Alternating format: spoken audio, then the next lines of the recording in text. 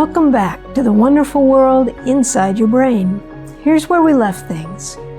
We all decide what to believe and how to act based on what we have learned explicitly and on what we have learned implicitly.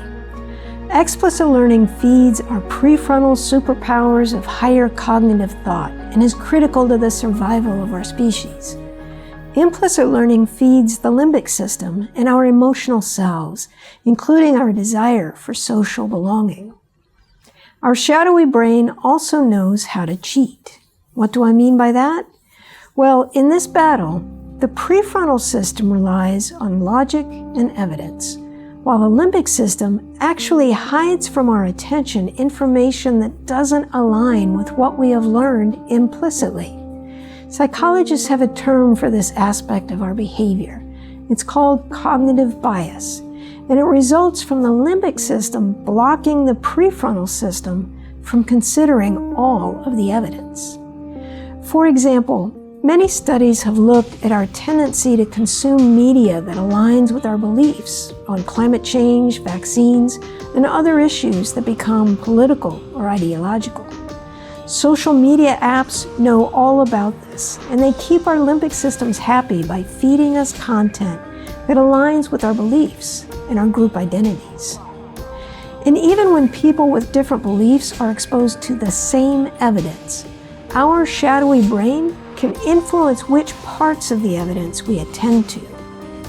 Here's a simplified example of the sort of research that has been done on this. So researchers studied two groups of people. I'm not telling you yet how those two groups differ. They surveyed both groups and found that in group 1 compared to group 2, more people agreed that humans were impacting the global climate. Then they had all participants read the same article about climate change and the role that humans are playing in climate change. Then the same survey was given again. After reading the exact same evidence and the exact same arguments, the two groups of people were even more polarized in their different opinions. In other words, they interpreted the same evidence in different ways based on their group membership, in this case, their political affiliation. This is a classic example of a cognitive bias. From a neurobiological perspective, this is the limbic system directing attention to information that strengthens a belief consistent with group identity and dismissing counter evidence. The prefrontal system wants to focus on the evidence, but the limbic system wants to make sure we don't get kicked out of our pack. Peer pressure, anyone? Okay, so how can this knowledge about the thoughtful prefrontal system and the shadowy limbic system help us make more informed decisions relevant to, well, anything? We know that prioritizing evidence and logic and reason, that is, prioritizing explicit learning, will lead to more informed decisions. And we know that as important as implicit learning is to being able to make quick decisions to avoid danger, it also gives us implicit biases and assumptions that live inside our brains but outside of our awareness. And those implicit biases and assumptions have a powerful influence on what we believe, what we feel, and what we do. So let's reframe the question using a neurobiological perspective.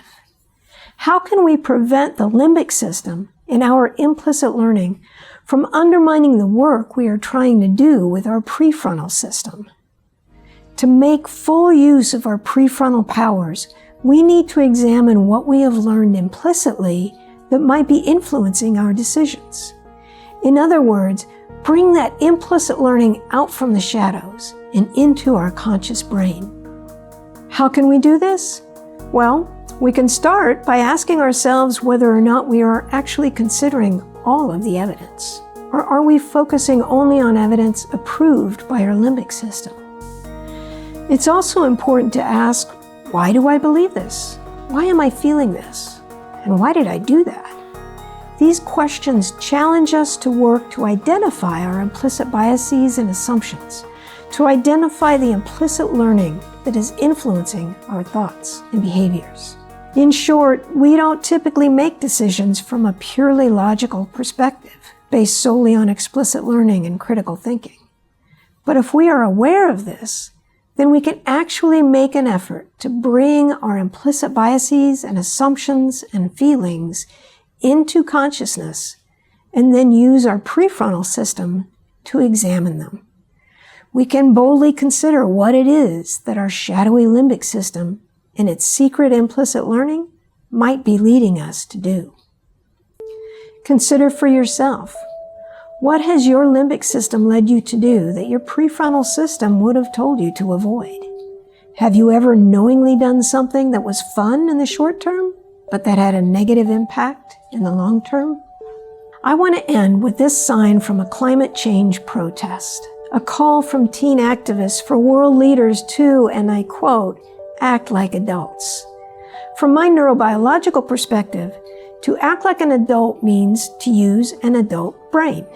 And what is the hallmark of adulthood when it comes to our brains? What is the last part of the human brain to finalize its development? That would be your prefrontal region.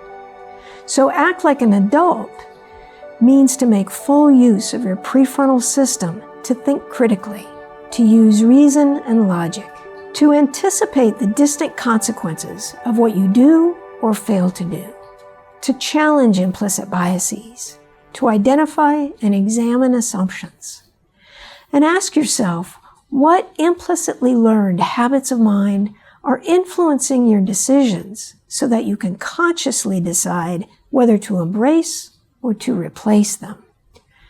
Anything you have learned can be unlearned or corrected, but only if you recognize that you need to do so. The shadowy limbic system and what it learns implicitly isn't always wrong, but when it comes to planning for the future and appreciating the consequences of your actions, you need to count on your prefrontal system.